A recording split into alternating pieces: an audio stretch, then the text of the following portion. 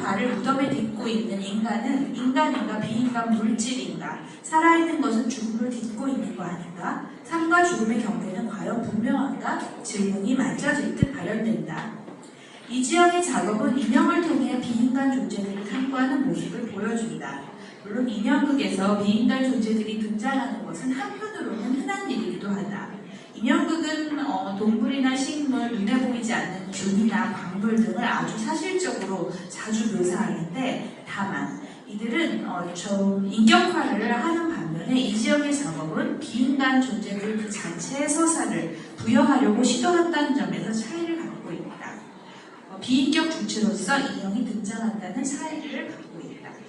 이지영이 인형 디자이너 겸 제작자로 참여한 작품 천개의 파랑에서는 로봇과 동물을 이지영의 작업으로 보여주는데, 또 다른 제작단체에서 제작한 천개의 파랑은 등장인물 로봇을 표현할 때 실제 로봇을 무대에 등장시켰다.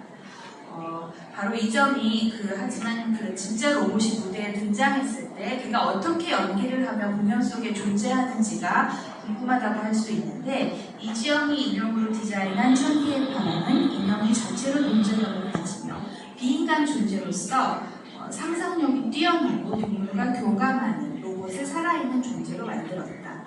이러한 로봇의 존재감은 이지영이 평소에 갖는 인형에 대한 철학과 탐구에 힘입어 탄생한 것이다. 이렇게 두 번째 사례에 대한 발표를 마쳤고요. 이제 마지막으로 세 번째 한국 인형극 사례를 또 만나보도록 하겠습니다.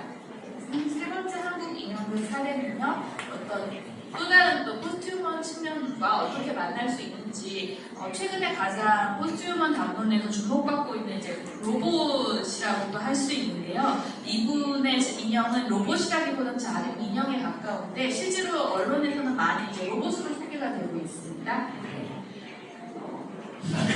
보물수레라는 작품입니다. 네. 누가 로봇인지 아시겠죠? 예. 자동 인형, 이 할머니가 이제 자동 인형으로 표현된 작품이고요. 사람들과의 스킨십이 적극적으로 이루어지고 있고요. 네. 이런 공연이고, 이것은 제가 이제 발표에서 요약된 부분이고요. 맨 마지막 세 번째 한국 사례, 이제 보물수레라는 인형에 대해서 소개하겠습니다. 스스로 움직이는 자동 인형, 보물수레. 보물수레는 2017년에 첫 선을 보인 뒤에 아주 많은 사랑을 받은 야외 퍼포먼스이다. 사진에서 보셨다시피 사람들이 굉장히 좋아하는 거예요. 할머니 인형이 실제 할머니와 구분이 가지 않을 정도로, 그러니까 약간 이것은 과장된 표현이고요. 좀 비슷하게 할머니와 굉장히 사실적으로 만들어졌는데, 할머니 인형은 자동 인형 혹은 로봇 기계입니다. 보통 인형 쪽에서 오토마틱 자동 인형을 로봇의 전신으로 많이들 이야기들을 하시더라고요. 할머니는 도시 거리를 이 고물이 담긴 수레를 끌면서 돌아다니는데요. 할머니 인형 뒤에서 가끔 퍼포머가 방향을 잡아주는 정도로 개입하는 정도입니다. 이 남루한 차림새의 할머니 인형 기계가 천천히 수레를 끄는 동작을 하며 화려한 도시 거리를 지나갈 때 시민들은 자연스럽게 할머니를 도와서 수레에 폐지랑 고물을 넣어드리고 혹은 할머니를 바라봅니다. 이 폐지를 줍는 할머니 인형 기계에 대한 사람들의 인지는 새로운 발견과 연결됩니다. 왜냐하면 사람들은 일상 속에서 실제로 폐지와 고물을 줍는 진짜 할머니들을 만났을 때 눈을 마주치거나 바라보지 않습니다. 그래서 그들은 엄연히 존재하지만 그런 점에서 도시 공간에서 부재한다고 할 수 있는데요. 하지만 할머니 인형 기계를 마주쳤을 때 사람들의 반응은 다릅니다.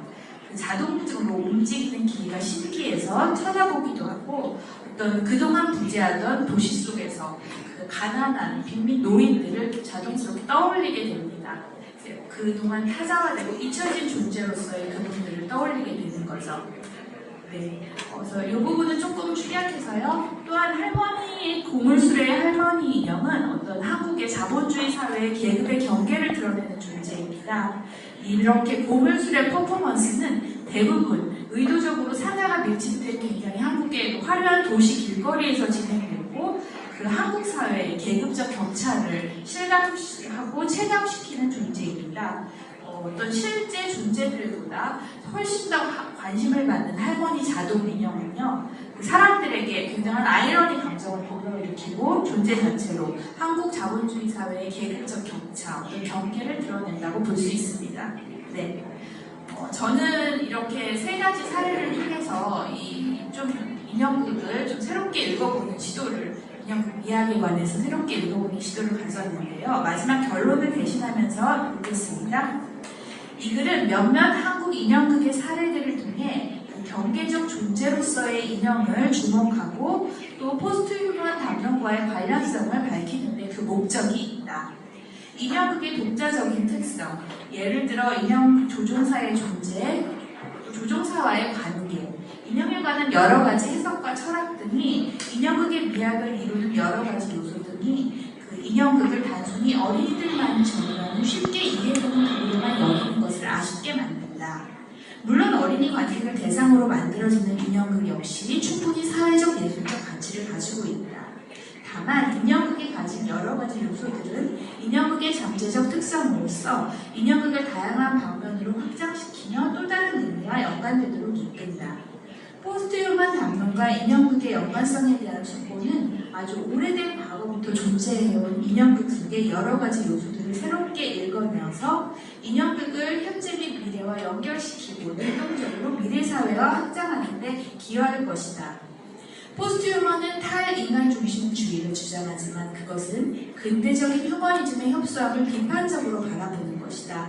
따라서 인간의 미래를 인간만의 미래가 아니라 지구별 전체 생태계의 미래로서 바라보는 결과적으로 인류에게 긍정적인 전망일 수 있고, 그런 점에서 언제나 타자와 관계하고 상호 존중 속에서 존재하는 인형극은 포스트 휴먼적이자 긍정적인 인간상을 보여주는 예술 행위로 읽힌다. 네. 이상으로 저는 인형극 이야기에 대한 어떤 새로운 읽기를 이렇게 시도했는데요. 네, 사실 무대에서 꼭 보여지는 인형극 미학뿐 아니라 저는 인형극의 관객들이 아주 어린이부터 또 어른들, 노인들까지 이렇게 세대를 넘나들며 관객을 이렇게 넘나들며 읽는 것도 굉장히 흥미롭고 독특한 예술 장르라고 생각합니다. 다음 순서로 이제 심포지엄 경계를 넘어가 이어질 것이고요. 저보다 훨씬 더 훌륭하고 또 흥미로운 발제자분들의 발제가 기다리고 있으니까요. 네, 함께 또 이야기를 들어주세요.